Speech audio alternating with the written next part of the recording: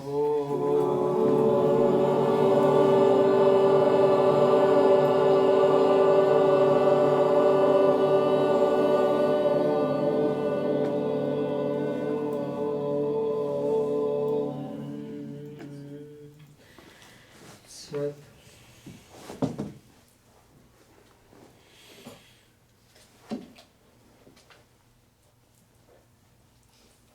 we discussed about the whole structure of yoga. The prime concept what I was talking, that is what when you do any type of spiritual activities, any type, it will create a sensations or it will create a vibrations in your body. That means the prana energy got activated. Whether I'm gonna believe it or not, that's a totally different thing. But this is the structure. That structure will not change for anyone. This is not related with any of the religious thing. This is a human science, human spiritual science. And this will be happening to the one who are doing any type of spiritual practices. I have seen many people who are doing very good spiritual practices by their own, or they are doing it, and then when the experiences started coming, like it started happening with him, he don't understand that why this is happening. There will be questions in their mind that what is going on, why this is going on. He don't understand it. He don't able to explain it to anyone. If you explain it to someone, they will say, "Oh, what you are talking about." So, but this is a try from my side, that try to explain as much as I can, so that at least you are not worried about, yeah, this is a part of the spiritual awakening, or this is a part of the energy movement. So that's okay. So whenever you are doing meditation or any type of spiritual activities, this prana energy got activated. Might be in higher proportion or might be very small proportion, but every day if you are doing it, it will be increasing day by day. And that's why this morning I ask you people that you have to take milk after doing meditation. Whether you like the milk or not, that's a different thing. If there are other scenarios where you are not comfortable with it, there are some problems with that, then we can find other solutions as well. But for now, I can say you have to take milk. You can take a little bit, you can take more, it's up to you. But the milk is required, which is gonna control it. So we are working in that way.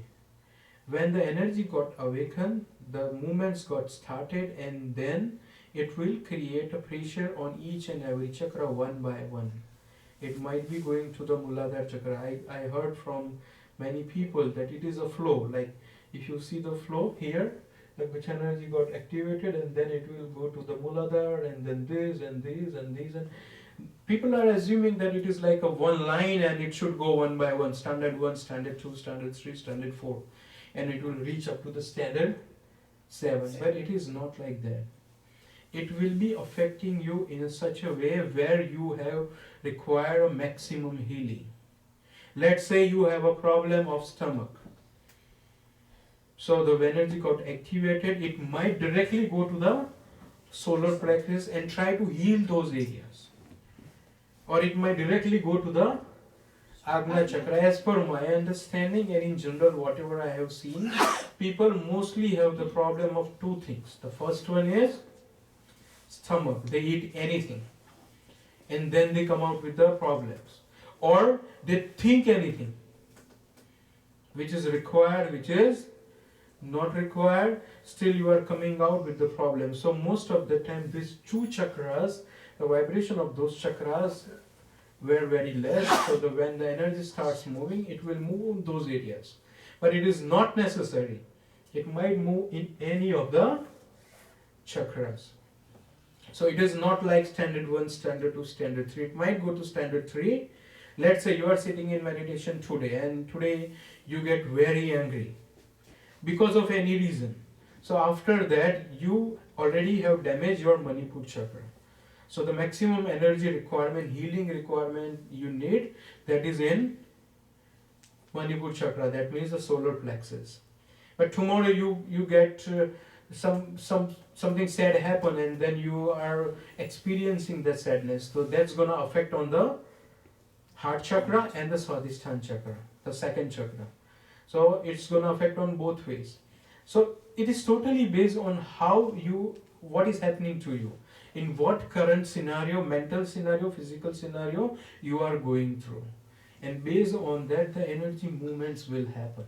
I'm telling you this because this is not like just going to 1 to 7. Our work is to start the car. Let's say if I want to go to Toronto, do I have to take care whether the pilot is driving properly or not, flying properly or not? I just keep watching him. Oh, you are awake, right? Okay. You are awake? Huh? No. I don't have to. I just have to go and sit. My work is to sit. Let the plane fly. Even if I want to do anything, I can't. But I just keep assuming that is my problem then. Same way, the method that we are following here is we do meditation. And when we do meditation, we surrender ourselves to the nature. We are not focusing anywhere. We are not telling our energy to go anywhere. We are just doing meditation. We are going to sit, and wherever it requires, the energy will flow automatically. If you want to really feel the energy, I'm just suggesting, if you want to do, it's up to you. If not, then fine. But whenever, from the time when you get started experiencing the vibrations, from the time you can do that. If you go any of the hospitals, hospital is full of negative energy. Why? Because the people are over there suffering with something. So when you go there, if you are there with the positive energy, people are gonna snatch your energy. They will, even if you don't want, they will. So at the end of the day, when you come home, you will be tired. So you try to sleep, but what I will say, no. Do this, sit in meditation. I did that, that's why I'm asking you. I'm sharing my experience. I went to the hospital, stayed there, just sit on the bench for 3 to 4 hours. I did nothing. Then I came home, and when I came home and I sat in meditation, I feel the movements of energy in my body, if you want to experience it. Because the more energy required, the more machinery gonna work. And that machinery gonna give you a sense is, okay, this is how it is going. Anyway, what I'm saying is, this is how the structure of Kundalini, this is how the structure of prana energy, 7 chakras.